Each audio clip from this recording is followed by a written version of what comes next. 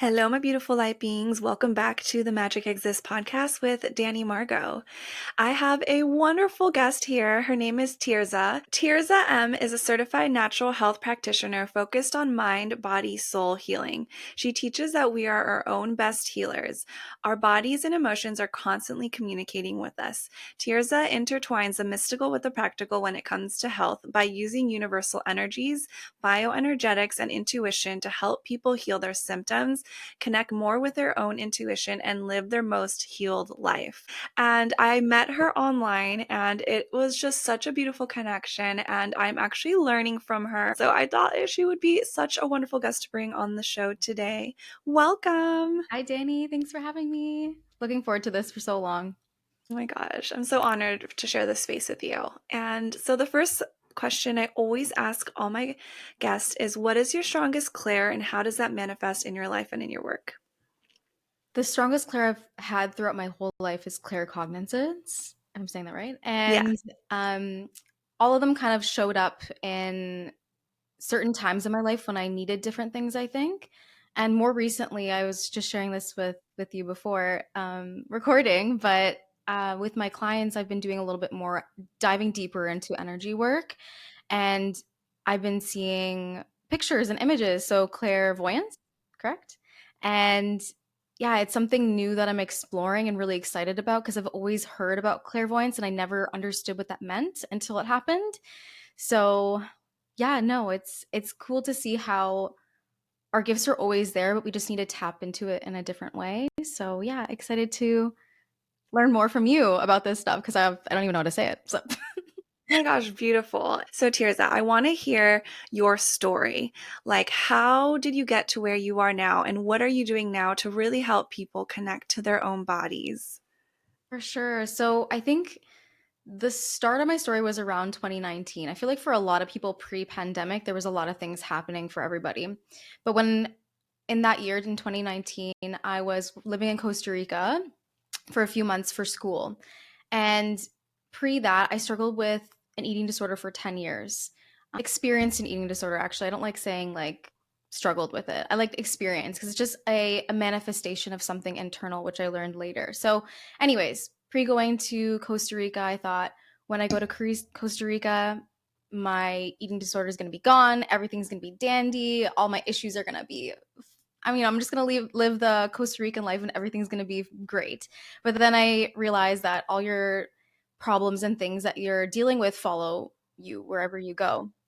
So the first time I heard, or not first time, but the really deep knowing I had, right, that claircognizance is a moment that happened in Costa Rica. It was the day before I was leaving, and a few of my friends and I were on the beach in Uvita, beautiful place, and I just went off on my own. I just felt like connecting with the earth around me and connecting with Costa Rica and kind of like just saying goodbye. And I was sitting on just like a nice log that was in the water. It was so picturesque. It was beautiful. But all of a sudden, I just heard this voice, and the deep knowing. It was like hearing and the knowing at the same time, just saying your life is going to drastically change when you get home. And I just was really caught off guard by that. But in my in myself, I knew that was going to happen. So when I got back, I ended a relationship, a 4 year long relationship at the time. I started to seek help for my experience with disordered eating and my relationship with food and all these things that I like to blame on people and things around me, my circumstances. I really took responsibility within myself, which I think is essential for healing, is seeing like what we bring to the table, how we are involved in our own pain and involved in our own in life. Obviously, we're the creators of our own life. But yeah, I changed all these things. And as I got deeper into healing my relationship with food, I realized it wasn't about food at all. It was about my relationship with myself. So, diving deeper into that, I got into spiritual practices. I started practicing meditation. I did chakra work, breath work, all these things to release trauma from my body, which was the thing that was underlying the manifestation of my unhealthy relationship with food. So, doing all this deep work, and I actually wanted to connect with my body more. So, I was on birth control at that time, and I decided to go off of it. And all of a sudden, going off birth control, I had so many physical symptoms. I got crazy PMS, acne all over my face. I never dealt with acne before, which was crazy. And it was so bad that I didn't even want to leave my apartment because I was so like embarrassed with how I look. I didn't know what was going on with my body. I had heart palpitations. What else? Like so many things. So many things that were happening. I'm like, what is happening to me? And I went to my doctor and I'm like, what is going on? I went off birth control and all these things started happening. And he's like, "Oh, you're just a woman. That happens. It's just a natural thing to happen. Obviously, you're on hormones for a bit. You go off, like your body's going to fluctuate." But I'm like, "Okay, how do I fix this though?" So he gave me some medication that helped for a while, but didn't look at the root cause. And this is something I talk about with my clients a lot now is looking for that root cause, right? Like birth control was a band-aid solution for or a band-aid for all my symptoms, and all those symptoms came up once that band-aid was ripped off, right? So I had to look at imbalances in my body, and I wasn't getting answers anywhere. I got transferred to a specialist, dermatologist for my acne, and they just couldn't tell me what the root cause was. So I thought to myself, I'm like, I'm just going to find it myself. And I've always been interested in health. And my degree that I got while I was in Costa Rica was for global health. So health and nutrition and food. I also worked in the food security industry or that sector within social services. So I've always been around health and nutrition and things like that. So anyways, I decided to study everything myself and started to find those root causes within my body with all those symptoms that were coming up. And going through that, I also learned pieces of naturopathy and traditional Chinese medicine and energetics of the body that actually helped me connect all those emotions I was dealing with my relationship with food to the symptoms that were now showing up on my body and in my body. So yeah, I think that was the start of my journey. And now finishing my studies and taking on clients, I also help them do that. We don't just look at your nutrition and what you eat on a day to day basis, or what supplements you take, or what juice cleanses you do, which are all beneficial in some capacity, but it's also looking deeper, right? Where did these symptoms come from? And a lot of the times it has to do with how we regulate our nervous system, how we feel about ourselves, self-love, right? And it's interesting to know too, like where symptoms show up in our body, like for example, acne on your face, what that means energetically, or heart palpitations, what that means energetically, because a lot of the times, like 90% of the time, it does connect with emotion and it connects to how you feel. So it's a beautiful thing and I'm still learning and there's so much more to learn. I think I'm always going to be learning about it, but it's something that I really connected with and it's my purpose now to help people heal because like healed from so much. Like my 10-year long eating disorder, I literally there was so much a void in my life at that time and now I fill that up with other things that really benefit me and knowing how to eat to make me feel satisfied, knowing how to eat to make me feel energized, knowing how to eat to make me feel well in general is some things that were never really taught. We should be taught in school. We should be taught by our families, even for women, like our cycles. Points of our cycle mean different things. There's also energetics and how we feel emotionally different at different times of our cycle. And none of this stuff was taught to me. So it was very interesting to learn all these things. And I'm happy to pass it on to the people that I talk to. That's so beautiful. I can hear you like listen. I can listen to you talk all day. I could talk all day. So And I think the way you speak, it's like oftentimes the things that we are overcoming are the things we're meant to teach other people.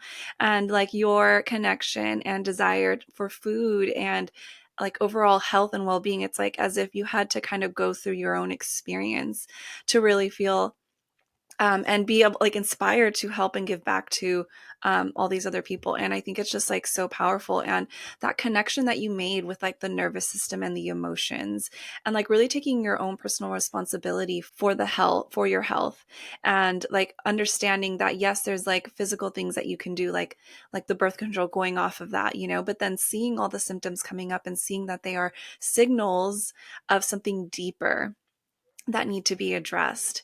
And I think that's so beautiful and so beautiful that you heard so much resistance from these like doctors that were like, oh, like this, you can just take all this medication but you're just going to be like this forever, And it's like, no, like I feel like I can heal myself. I feel like there's more power and magic, within me. And if someone is maybe going through maybe a disempowering medical experience right now, what advice would you give them?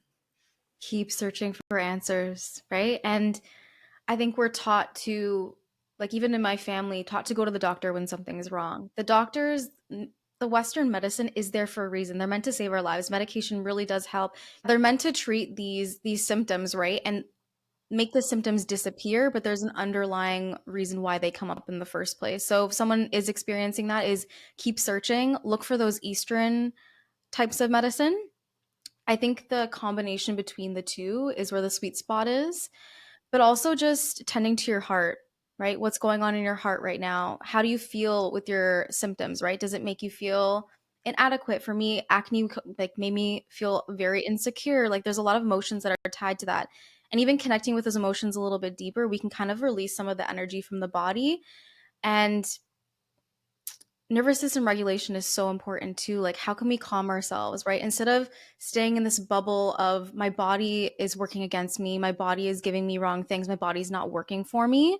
It's also seeing that my body is, again, like you said, exactly, my body is giving me signals. Let me have grace and love and respect for that. And let me look for different answers in different places, right? We're not going to find, you're going to go to a doctor to heal your broken arm, but you can go to other places to learn about nutrition and all about these energetic pieces. But and the last thing I'll say about that, I guess, is follow your intuition, right? If you talk to a doctor like I did and they tell you something and you feel in your gut that it's wrong and that's not what you're supposed to hear right now, keep searching. I love that. It's like taking your power back Mm-hmm. from something that may not be aligned for you in that moment. And I want to talk a little bit about, you're in Canada and you live in Canada and Yeah. you're operating in Canada, where I am in the United States right now. And I know the medical systems are like similar but very different. And I think that's something that the US has been, a big controversy, that people are like, oh, we are like the only country that doesn't have universal medicine and access to the way in which other people, have that free access to universal medicine. I'm curious about your, I guess, your like natural health practitioner certification in school. I know you went to school for several years. Like, does this connect to like the medicine or the medical system in Canada, or is it kind of like a side certification that encompasses like that balance of the Western and Eastern medicine practices? That's a good question. It is a side certification. So, with my certification too, if I studied a little bit longer, I would become a naturopath as well. But it is so it's mostly from Eastern medicine. There's more traditional Chinese medicine, naturopathy that it's involved in it. However, the studies do touch on Western practices. So, like for example, I was learning about PCOS and what PCOS is in the body, which a lot of women are experiencing now, right? And learning what it does in the body. And then my studies would mention how Western medicine, how Western doctors would treat PCOS. You also understand why the doctors are telling you what they're doing.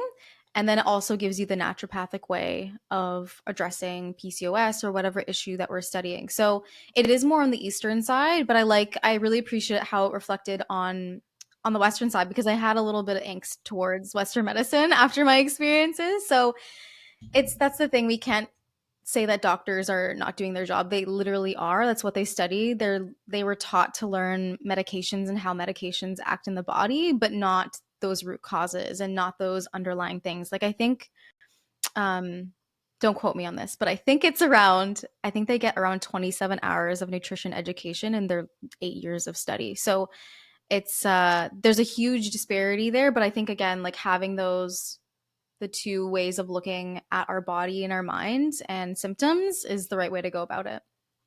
So beautiful. And coming from that traditional Chinese medicine side and like the bioenergetics and the universal energies, because, Mm. on this podcast, we know energy exists and energy is so powerful. How does that relate to the body and the body systems? Does that make sense? Yes, it does. Yeah. So the basis of traditional Chinese medicine is there's qi flowing through our body, and that's that universal energy, right? If you rub your hands together, you can feel heat between your hands. That's the energy that's cultivating in your hands as you're moving it. And we have meridians in our bodies, which is flow of energy. And sometimes it can get stagnant in certain organs or organ systems. And that's where you tend to see symptoms show up. And on the emotional, energetic side, each of our organ systems actually connects with a certain emotion. Like, for example, I'll talk about the liver day in and day out because it's so important, but our liver is associated with the emotion of anger. And that's why I tend to think, okay, a lot of women have hormonal imbalances and things that are happening with hormones, and your liver is the filter for everything, just like your hormones. So, your liver in traditional Chinese medicine connects to anger. And I feel like in society, women are not taught to express their anger in a healthy way. On looking at men, I think they're a little bit more encouraged to get angry and fight and, do those kinds of things. And I feel like when we've suppressed ourselves in that, and that emotional stagnation, emotional suppression can cause stagnation in our organs and cause a little bit of sluggishness. And it's not like there's something wrong with our organs. We can do so many things to just activate it and give some life to it and give some love to it to make those energetic meridians flow. That's in simple terms, and I'll stop there because that's too much. Yeah, no, that's so cool. And I think everyone will totally be able to digest that. And so, like with your practice, you allow and help support your clients connect to not only their nervous system and their emotions and the energy, and like help them understand of like why it's happening. And then on like a practical level, are you able to kind of like, do you also provide people kind of like maybe supplements and herbs, or like how does that practice look to like kind of encompass like the whole mind, body, and soul?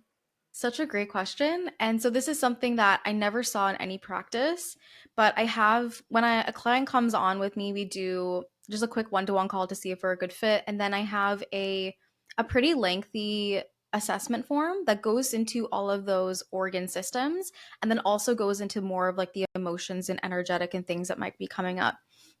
So they fill out this assessment form, and from all of the like red flags I see in different organ systems, I can kind of combine them together and find a root cause. I also go with my intuition about it too. Like, obviously, there's that science piece, but when I meet a client, I sometimes already feel what they might be dealing with.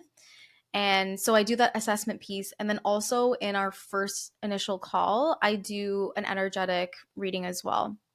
So that's something that I don't really see in a lot of practices too is going to that emotional energetic side. So we do a reading of the chakras and I kind of feel into their energy a bit and see where there might be a blockage. And like for example, I'll give an example of a client. Like one of my clients came to me for binge eating, and so I felt like she connected with me because I also had that history.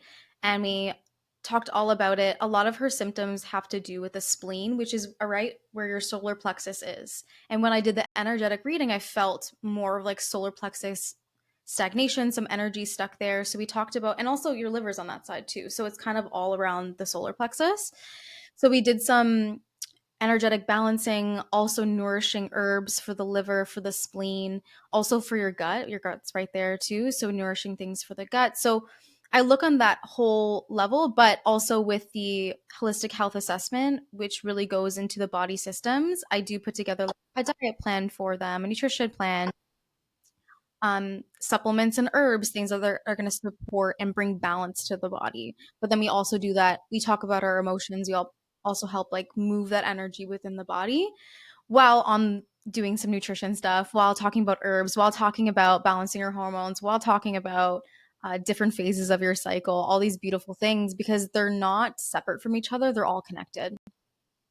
That is so fascinating. Well, I didn't know that you did that. And that's so cool. You're using not just like the physical reality, right? The physical dimension of these like beautiful things that you've studied for years and learned, but then you're also using the energetic side. And I love how you're able to connect that because I'm moving, into that medical intuition, world from the psychic. And then it's like you are incorporating like all those things together, which I think is so powerful. And there's no way you can heal when just looking at one aspect, whether it just be the energetics or just the physical or just the mind. Like, I really do believe there is such a deep connection with all three. And like, when you are able to have a practitioner like yourself who's been through that and been on that search and now able to provide that, I think it's like so wonderful and powerful. Thank you. Appreciate that. Yeah, there's always like so much to go through. So we do, when I do have clients, we do step by step, right? To really, because there's just so much that we could talk about. So we do step by step and the most important things first that are going to bring more balance. And then we bring up those supplementary things that are really going to add to that. But yeah, there is so much to go through. Like even like I have usually clients for 3 to 5 months, but I could work with them for like up to 2 years with all these things that we could talk about. But yeah, we always work on the things that are going to bring more balance. And also, it's not just about your practitioner, right? And who you choose, whoever you do choose, it's about yourself, right? It's about like you are your own healer. Healed my eating disorder. No one else did that for me. Yes, other people provided me the space to share, the space to vent, the space to process all of these things, but essentially you are your best healer. You're the one who brings it all to the table, and you either take things or you don't. So you're going to take things that you feel that fit best for you. I might say something that you're like, I don't really relate that to. That's completely fine. We all have to follow our own intuition during our healing journey when it comes to our body and our mind. That's so beautiful. And I'm curious, I have a lot of clients that are searching for love. And what I've been noticing is whether it's a connection to a past life karma or a way in which they were raised by their parents.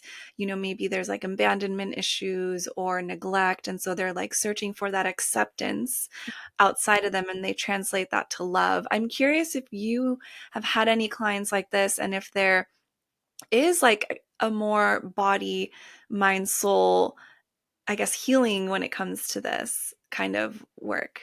Yeah, I mean, with my clients, we do talk about relationships and how important they are for our mental health, right? If we have someone that brings us down all the time, we're not going to feel like our best self, right? Our body, our mind, our heart's going to feel that.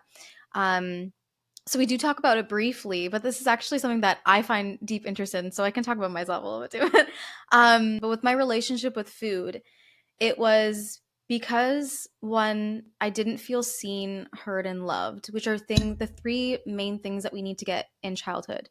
And because of our parents, like they're humans, right? Just like we're humans, they couldn't show up in the way that I needed at some points in my life. And that created a little bit of void within myself. And I tried to fill that void with food. So when I was, because food is nourishment, right? And actually, I find a lot of people that struggle with food have a mother wound. There's something that happened with their mother because your mother is nourishment, right? Your mother breastfed you, fed you, gave you love right away. Like your mother was your emotional nourishment at that time, I guess I want to say. So, anyways, there's so much dynamics with our parents that do show up. But for myself, for my relationship with food, I tried to fill that void of not feeling seen, not feeling heard, not feeling loved. And the answer to healing my eating disorder was making myself feel seen, making myself feel heard, making myself feel loved. A lot of inner child work, a lot of energetic work, a lot of that stuff. But a lot of those feelings show up in our relationships. So I searched for people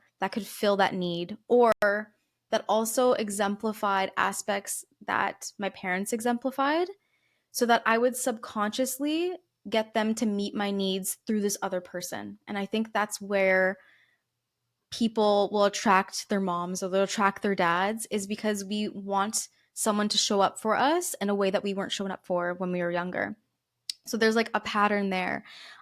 So essentially, it comes really down to straight down to self love, which is so like obvious, duh, right? But it comes down to that, and it's like I understand how people could think like, okay, how do I love myself if I truly don't, right? And it comes from connecting with your young self, like a lot of inner child work, right? Seeing where you didn't feel heard, you didn't feel loved, and giving that back to yourself, engaging with things that you used to love when you were a kid. Like if you really liked acting when you were a kid, start doing that now, start doing classes. You really like singing or playing guitar. That was something that was even helpful for me because when I was younger, I did a lot of music and I just stopped when I was a teenager because probably relationship. I'm like, I'm too busy with my boyfriend to play music. Anyways.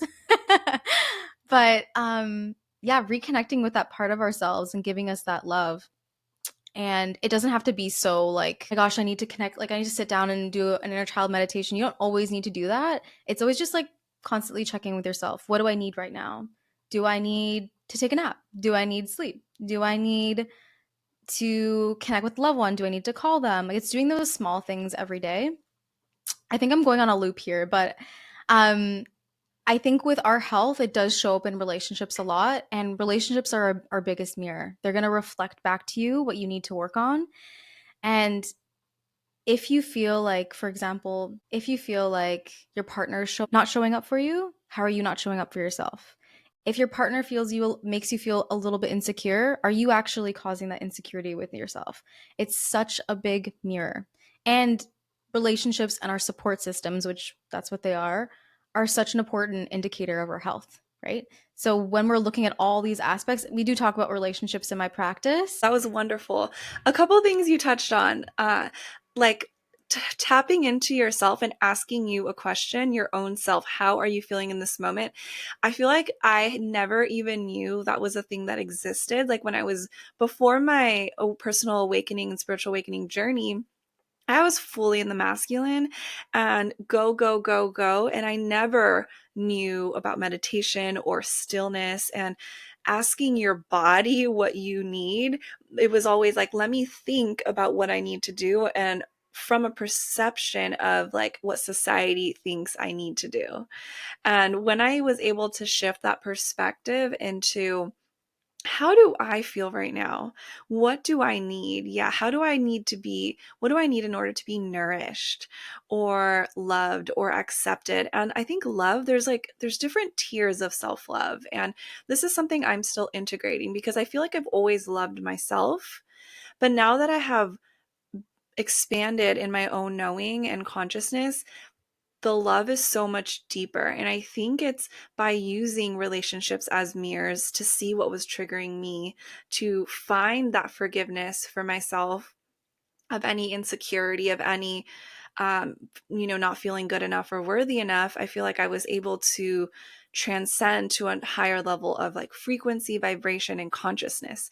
And every healing and every level of like taking this personal responsibility for how I feel in any situation or circumstance or experience, as opposed to, like you said, blaming my experience for how I was feeling. I took personal responsibility for it.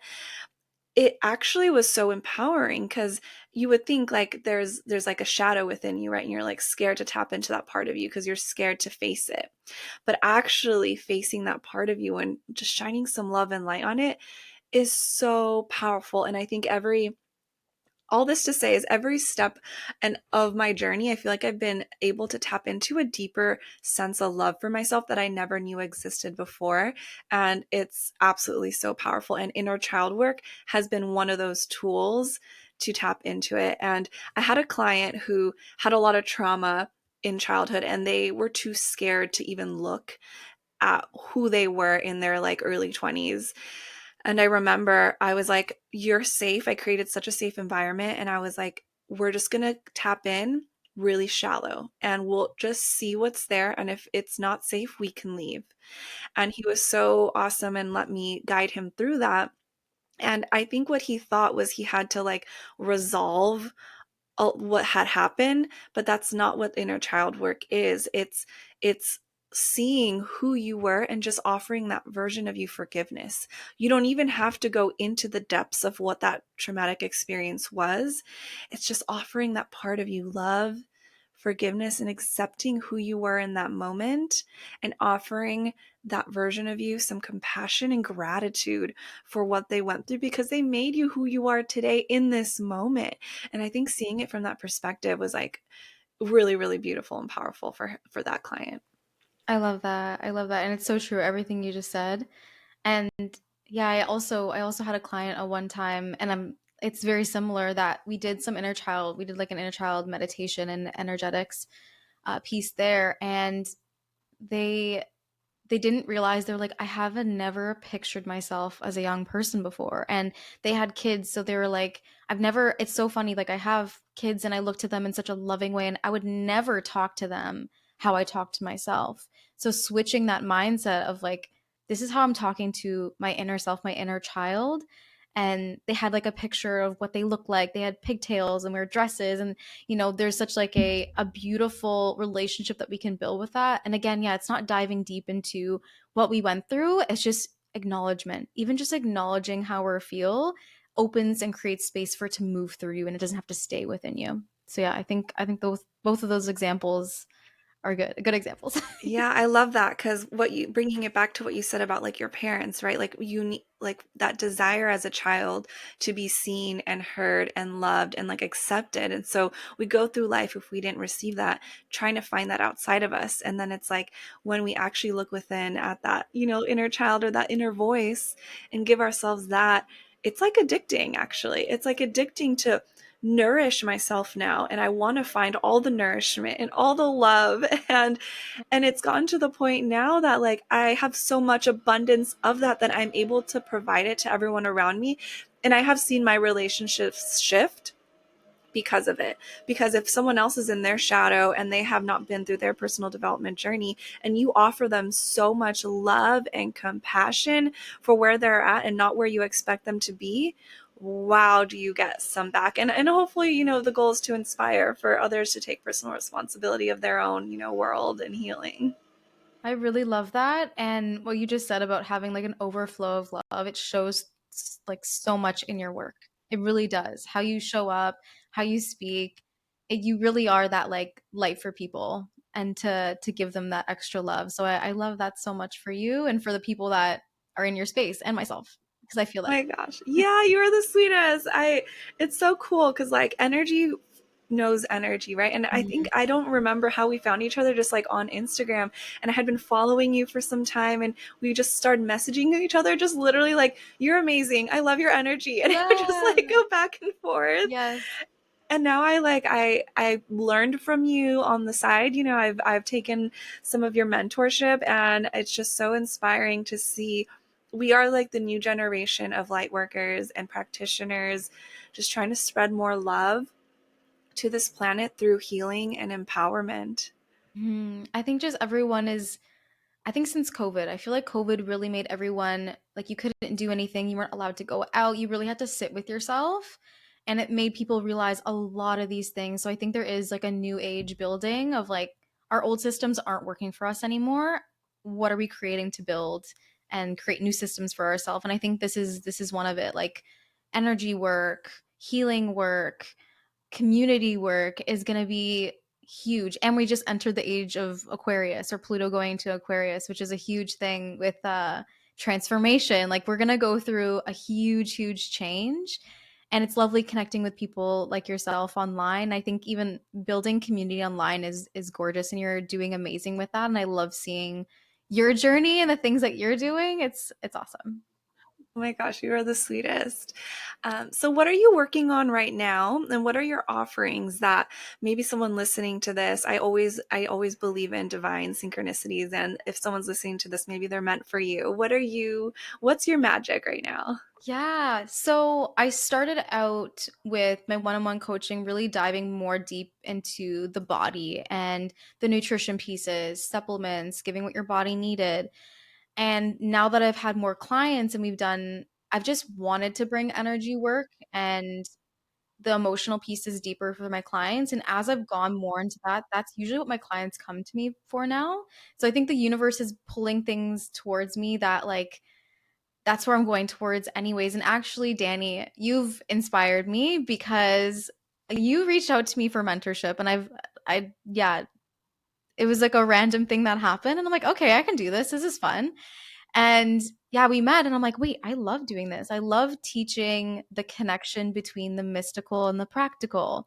So now I offer mentorship as well. And I've had practitioners like on one side, yeah, it's one side I have practitioners that don't integrate as much energetics and emotions that want to show up for clients in a better way, they come to me, or I have people that are on your side, more of the energy work, that want to know the science piece. So I'm the person that kind of brings that together for them, and it's such a beautiful thing and such an exciting thing because these are the things that I was like searching for. I'm like, okay, so um liver health, like what does it have to do with your emotions? Like I was the one, for me, like that's the information I soaked in because it made the most sense for me and it made more the most sense for healing. So now I have two offerings: is mentorship for people, for healers, nutritionists, anyone that wants to gain more of that spiritual, energetic side to health and healing. And then I have one-on-one coaching when you have health symptoms, but you don't just want to have a band-aid solution and have just a nutrition plan, but you also want emotional, empathetic support, because that's the thing that I needed so badly, and I'm more than happy to provide that for the clients that come to me. So I have those two offers right now. In the future, though, I would love to do more of the energetic work and dive a little deeper. I know that you teach Reiki. I'd love to learn Reiki eventually and kind of integrate that into my work more. But right now, I'm very happy, fulfilled, full with those two offerings. And yeah, my cup is really full right now. And maybe when I have a little more room in my cup, I'll add that in. But it's a beautiful journey, and um I think that I'm just gonna go more that route eventually, but right now I'm very happy, so grateful for what I do, so grateful to be able to hold space for people. But yeah, those are the two ways. I think it's just absolute magic, and who else better to learn from than someone who's experienced it? And I want to remind anyone who's listening to this who might not be where we're at, maybe, right? Where we're really fulfilled, we've done decades of work, and we've really like come into our purpose. And if you're in the beginning stages, and even for me, I feel like I'm not at the end, like I'm moving into medical intuition. You're moving more, into maybe energy and like the psychic world too with the medical world, and it's like we're moving and we're both progressing and evolving, and who knows where we'll go, right? But if someone is on their beginning of their journey, just know that you have all the wisdom within you to discover that. And the universe and God and all the beautiful higher vibrational beings will support you along your way. And it's just like tuning into that like divine wisdom and intuition, within, and really just finding what brings you curiosity, or maybe that hardship. Often that hardship that you're experiencing is what you're meant to teach others, because who else better to teach than someone who's been through that? And I'm curious because you did bring up two things that I kind of want to ask, because I feel like a lot of people experience this: the acne and the PCOS. Because Mhm. I'm PCOS, I'm assuming is more sacral energy or maybe root, where acne, I would think actually maybe solar plexus and third eye. I don't know. And I'm curious if you're open to sharing maybe some connections with that. For sure. Yeah. So actually before we moved on to, you said some beautiful things about, like, for people that are not on that, they don't feel like they're as far in their journey as some maybe people be. It's really following, like you're saying, following your intuition. On intuition too, like, if even if you look at the word intuition, it's looking within, it's your inner school, right? I heard this breakdown by Mel Wells. I don't know if you know her, but she's great. She broke it down like that. I'm like, that's genius. And it's so true. Like, we have like an inner wisdom that is always there for us to tap into. And also following your joy, like following things that make you excited, following things that light you up, right? Like the health sector and me healing my body, I was like, okay, I'm on this journey and I'm going for it. And like every day I was learning new things and I was excited about it. So always following that inner voice, intuition.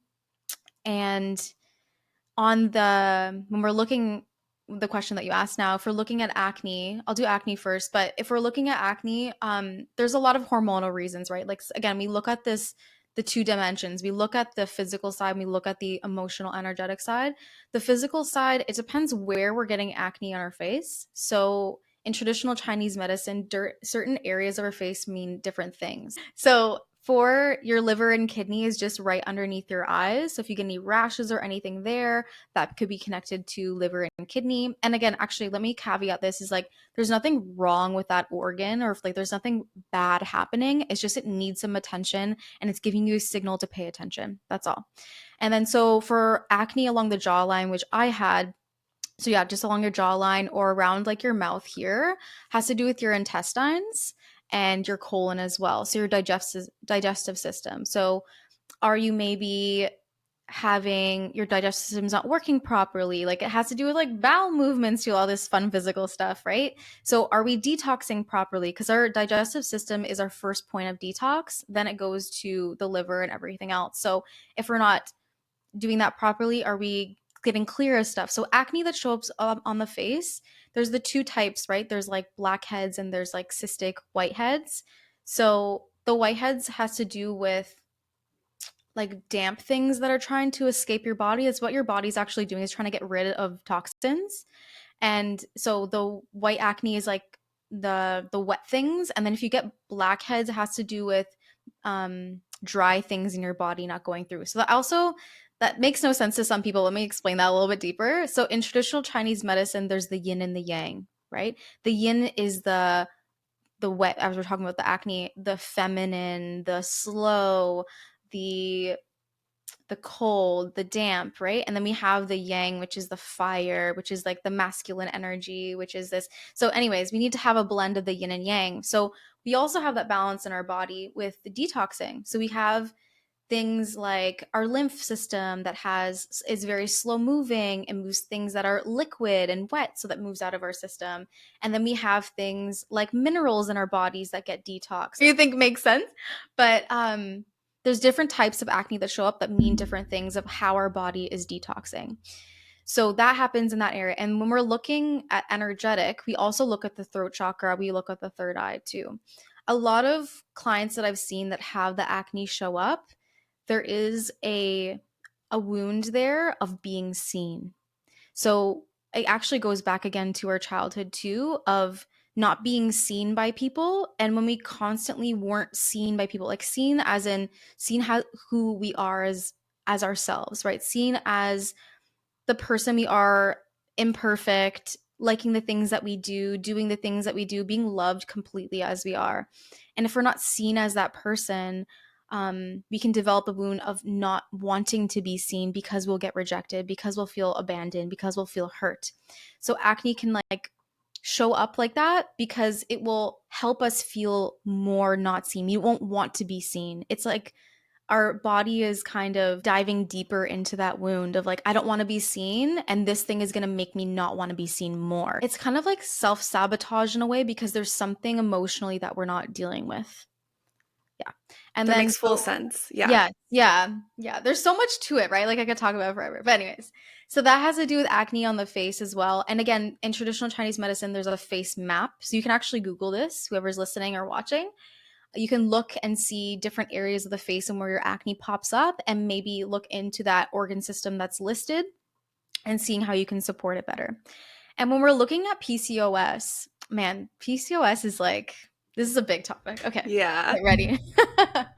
But breaking it down, PCOS is diabetes of the ovary. So it has to do with insulin resistance. So it has to do with insulin resistance and hormones in the body. So when we're treating PCOS, it's things like, again, working on our detox system to get our hormones flowing, because insulin is a hormone. It's also have to do with doing things with our nutrition to make sure our blood sugar is balanced. So that's the physical side. And then we're looking at the energetic and emotional. A lot of people that have PCOS might have sexual trauma. They might have something associated with that. Um, Also, so that's the sacral chakra and the root chakra together. And also there is a thing that shows up a lot of not feeling safe. So that safety of like being safe on earth, being safe as we are, again tying back to some childhood wounds of like it wasn't safe to be myself. When I was myself, I was criticized. When I was myself, I was abused. When I, all these internal stories that get created through our childhood show up on an energetic level and can cause disruption in these energetic centers.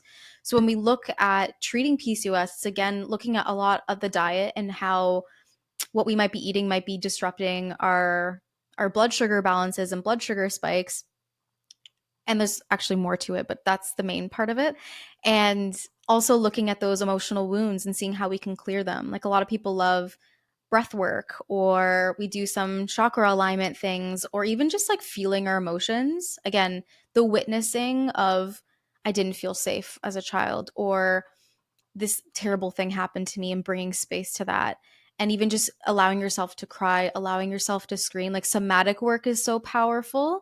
Like even just getting a pillow, like honestly, I've done this many, many times. Okay. Do it if you're listening. If you're feeling angry, frustrated, someone hurt you, whatever, grab a pillow and punch the shit out of it. Just punch it, scream and yell, punch the shit out of that pillow. It really, like, we have this energy in our body and we want to get it out somewhere. We want to scream at someone. We want to punch someone in the face. We're going to punch that pillow instead. But just really getting it out of the body, because those emotions, those wounds, it gets stored in our tissues. It's an energetic thing. It's, if you look deeper into traditional Chinese medicine, it's always talked about that, is that trauma gets stored in the body. And actually, Gabor Mate, if anyone's read his book, you're nodding. Okay, awesome. Gabor Mate talks about when the body says no. And that's a great, great book. And that talks about how, like, things that will happen to us when we're younger, or traumatic experiences, it literally gets stored in the body. So how can we get it out of the body? My gosh, so much wisdom. And I'm so excited for everyone who's going to learn from you. And I feel like just that connection is so vital for how health is going to be revolutionized. And I really feel like this is what the new like foundation is really going to be moving forward, because we can't keep living how we have been, with just on the surface. And you touched on like just punching a pillow. So what I used to do is I would go into my car and just close the door and like scream at the top of my Yes. lungs. Yeah. That's good too. Anyway, like using our voice too, and um even like I know like a lot of women in my practice that I've seen as clients, we talk about the body and like when they're energetically charged or emotionally charged, where do they feel it in their body? And it's sometimes around this area, which is your throat chakra. There's something Mhm. you need to say that you need to get out, or there's something you need to have said in the past that you need to get out, right? Screaming is a great way of doing that. Also, singing is really good. Using our voice in some capacity, chanting, grunting, making noises, like being primal about it is very important too. Like sometimes it's a vulnerable share. But yeah, sometimes I will dance and grunt to like get things out of my body. I will shake, I will stomp in the ground, because you're getting that energy and you're giving it to the earth. You're giving it to somewhere else rather than staying in your body. And grunting is primal. It's a thing. I love that. I actually used to do that a lot, and my friends would make fun of me. I would just be like, hump, hump, like just like make these like noises. Yeah. And now that makes a lot of sense. Like I've been opening my throat chakra, and literally, like this podcast is about speaking my truth, when I felt Love like I it. couldn't in the past. And so I Mhm. love that you're bringing that up, because that makes a lot of sense for things that I have experienced. Yeah. And the screaming in the car, I literally just did that yesterday, by the way. I did. I like actually did. I was with my partner and I was just feeling like emotionally charged, and then I was like, I just feel like screaming right now. He's like, do you want to scream together? And I was like, yes. And we're just like, ah, I just screamed in the car. It was That awesome. is the sweetest thing ever, to do Yeah. that and find a partner who you can share that with So vulnerably important. without judgment. I saw this Instagram post like a couple days ago where the frequency that you're radiating right before you cry is like is kind of low, and then when you get to the point of of crying and then that release, it's like 500% or something. Like your energy increases from that release of crying. So like showing your emotions. I'm sure if they did a test on anger too, from like the buildup of anger to like screaming and then like release, how radiant actually you are after releasing these energies from your body. Interesting. I love that. Yeah, I've seen like a, you can Google this too, but it's emotions in the body. And there's like, I think they did an MRI on it, or some scan. Anyways, it is scan. And it showed up where in your body gets a lot of heat.